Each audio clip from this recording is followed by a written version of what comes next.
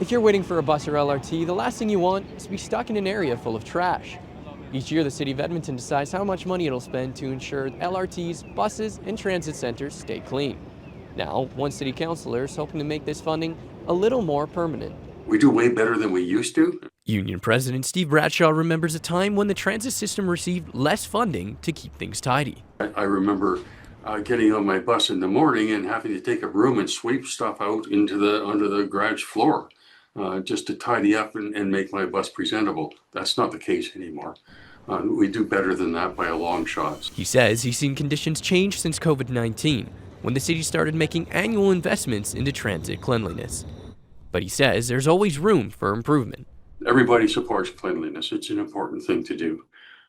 But we live in an era where there's a dire state of disorder on our transit systems.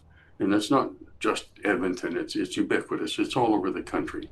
This year, the city added $2.7 million to its budget to address the issue. And Councillor John Morgan says he'd like to see investments like this become a permanent part of the budget. Well, I think it's part of the equation, right? And people need to feel safe and need to feel good about being on the system. Our workers need to feel the same. But is that investment paying off? I'm honestly pretty impressed. Having been in other cities and used other cities' public transit, I think Edmonton does a good job of keeping it fairly clean. I definitely run into issues where it hasn't been.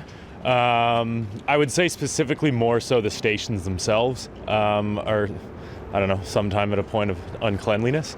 But the trains themselves usually, especially when I take the train during rush hour, like it's so full of people that I never really notice. They try to keep it clean, mostly the city. Yeah, the city centers and downtown and the stations. But when you stretch through further, you find some areas are not. Yeah. The initiative will have to be evaluated before it's made official, but first, council will have to decide whether that's an annual commitment they want to make. Tristan, Mottershead, CBC News, Edmonton.